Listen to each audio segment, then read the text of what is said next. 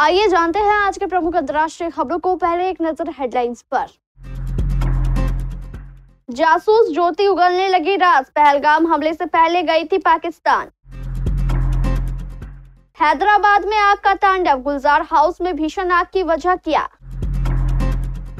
Delhi, UP, Rajasthan कल भी आंधी बारिश का अलर्ट।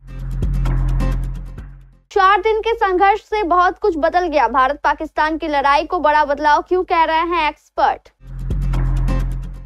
ये फैसले का दिन होगा, रूस यूक्रेन युद्ध पर ट्रंप का अहम फैसला। गाजा में रात भर इजराइल ने गिराए बम, दागी मिसाइलें। अमेरिका के कैलिफोर्निया में फर्टिलिटी क्लिनिक के बाहर बम विस्फोट, 1 की मौत और 4 घायल। भारत में चला टॉम क्रूज का जादू, पहले ही दिन मिशन इम्पॉसिबल ने छापे इतने करोड़ रुपए।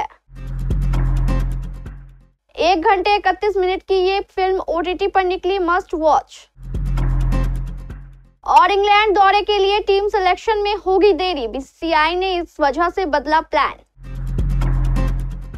जासूसी के आरोप में पकड़ी गई हरियाणा के हिसार की ज्योति मल्होत्रा को लेकर अब तरह तरह के खुलासे हो रहे हैं। कोर्ट ने शनिवार को ही उसे 5 दिन की पुलिस कस्टडी में भेजा और माना जा रहा था कि पूछताछ में कई तरह के खुलासे होंगे। इस कड़ी में अब एक नई बात सामने आ रही है। एसपी हिसार शशांक कुमार सावन ने बताया कि पाकिस्तान उसे एक एसेट की तरह विकसित कर रहा था।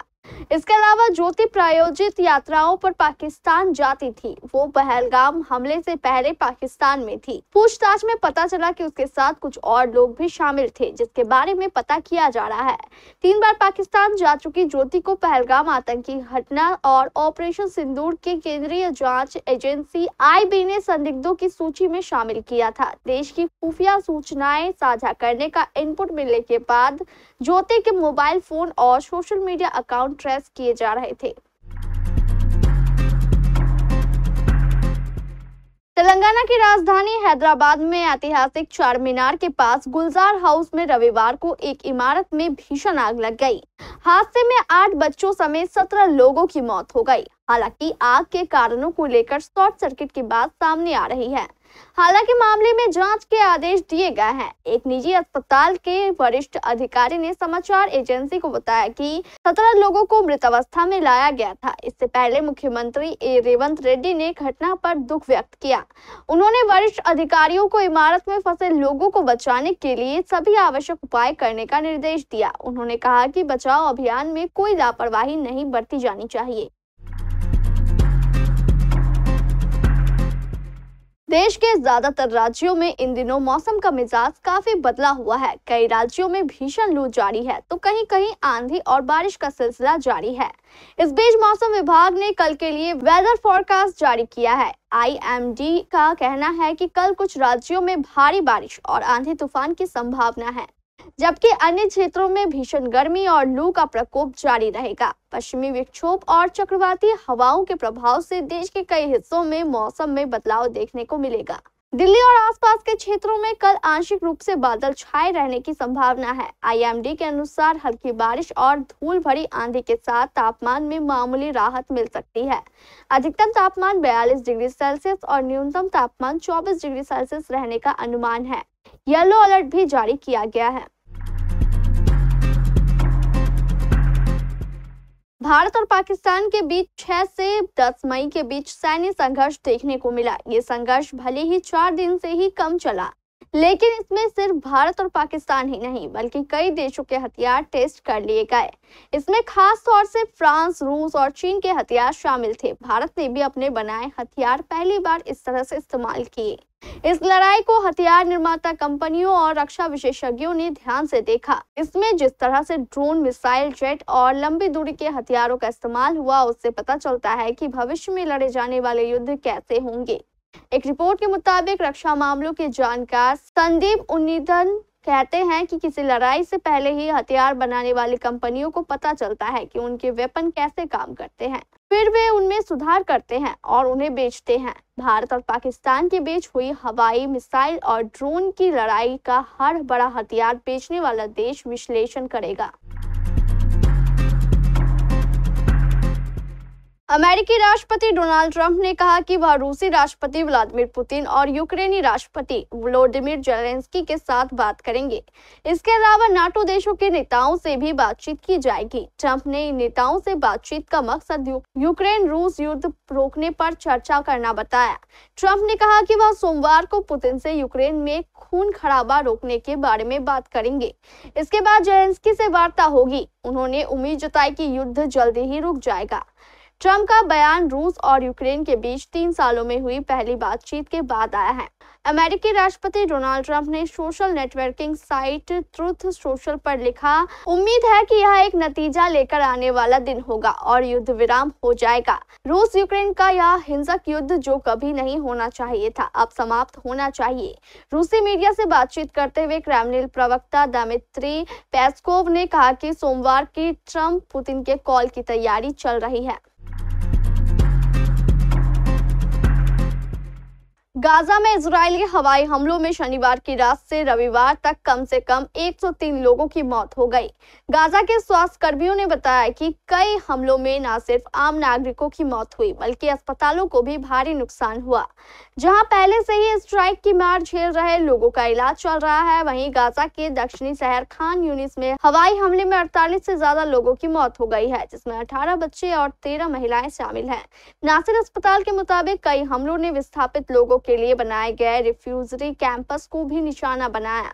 नॉर्थ गाजा के जबालिया रिफ्यूजी कैंप में हुए हमले एक ही परिवार के 9 सदस्यों की मौत हो गई, जबकि एक अन्य हमले में 10 लोग मारे गए, जिसमें 7 बच्चे और एक महिला शामिल है। एसोसिएटेड प्रेस के मुताबिक यह जानकारी गाजा स्वास्थ्य मंत्रालय और स्थानीय सिविल डिफेंस ने दी। अमेरिका के कैलिफोर्निया में एक फर्टिलिटी क्लिनिक के बाहर बम विस्फोट हुआ है, जिसमें एक व्यक्ति की मौत हो गई। संघीय जांच ब्यूरो यानी FBI ने इसे आतंकवादी हमला बताया है। विस्फोटक पाम स्प्रिंग्स शहर के डाउनटाउन में हुआ, जिसमें क्लिनिक बुरी तरह से क्षतिग्रस्त हो गई और आसपास की इमारतों की खिड़कियों और दरवाजे टूट गए। शहर के पुलिस प्रमुख ने कहा कि ऐसा प्रतीत होता है कि यह जानबूझकर किया गया काम है। FBI के लॉस एंजलिस कार्यालय के प्रमुख अकील डेविस ने बताया कि इस क्लिनिक को जानबूझकर निशाना बनाया गया। हालांकि उन्होंने ये बताने से इनकार कर दिया कि अधिकारियों ने इसके आतंकवादी हमला होने का निष्कर्ष किस आधार पर निकाला। विस्फोट में जान गंवाने वाले व्यक्ति की पहचान की पुष्टि अभी नहीं हो पाई है। हॉलीवुड के सबसे बड़े एक्शन हीरो टॉम क्रूज की popular film franchise Mission Impossible का आखिरी part Mission Impossible the final reckoning India के थिएटर्स में रिलीज हो गया है। देश में टॉम की फैन फॉलोइंग को देखते हुए इसे भारत में पहले रिलीज किया गया है, जबकि यह दुनिया भर में 23 मई को रिलीज होगी। इस फिल्म ने भारत में जबरदस्त शुरुआत की। मिशन इम्पॉसिबल 8 इस साल की हॉलीवुड की सबसे बड़ी ओपनिंग लेने वाली फिल्म बन गई। जानकारी के मुताबिक मिशन इम्पॉसिबल 8 ने इस साल रिलीज हुई किसी भी मार्वल फिल्म से बड़ी ओपनिंग कर ली है। रिपोर्ट्स के मुताबिक टॉम क्रूज की फिल्म ने भारत में पहले दिन 17.45 करोड़ रुपए की ओपनिंग की है। हालांकि अभी आधिकारिक आंकड़ा नहीं आया है, लेकिन इसमें इजाफा हो सकता है। माना जा रहा है कि दूसरे दिन कलेक्शन 25 करोड़ रुपए तक पहुंच जाएगा। बता दें कि उनकी पिछली film mission impossible dead ranking ने भारत में 2023 में 12 करोड़ रुपए की बॉक्स ऑफिस कमाई की थी। OTT प्लेटफॉर्म पर मनोरंजन जगत के चाहने वालों को हर तरह के कंटेंट का खजाना आसानी से मिल जाता है। सिने प्रेमी आसानी से ऑनलाइन सस्पेंस और एक्शन थ्रिलर समेत कई अलग अलग जॉनर के मूवीज और वेबसाइट देखना पसंद करते हैं। इस आधार पर आज एक ऐसी साउथ फिल्मों के बारे में बताने जा रहे हैं जिसकी कहानी आपको रूह कपा देगी। 3 साल पहले रिलीज होने वाली ये मूवी OTT पर अब धड़ल्ले से देखी जा रही है। साउथ सिनेमा की तरफ से समय समय पर एक से बढ़कर एक मूवीज को बनाया जाता है। साल 2022 में भी एक ऐसी ही क्राइम थ्रिलर का निर्माण हुआ, जिसने अपनी हैरान करने वाली कहानी से हर किसी को सरप्राइज कर दिया था। फिल्म की कहानी एक गाँव में हो रही रहस्यमय घटनाओं पर आधारित थी।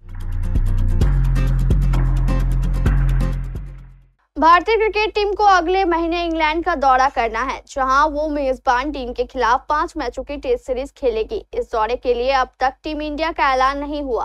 भारतीय टीम के सिलेक्शन पर सबकी निगाहें हैं, क्योंकि इसी दौरान टेस्ट कप्तान का भी ऐलान किया जाना है। रोहित शर्मा ने हाल ही में टेस्ट क्रिकेट से संन्यास ले लिया था, जिसके चलते भारत को इस फॉर्मेट में नए कप्तान की तलाश है। अब क्रिकेट बज़ की रिपोर्ट के मुताबिक इंग्लैंड के खिलाफ टेस्ट सीरीज के लिए भारतीय टीम के सिलेक्शन में देरी होगी।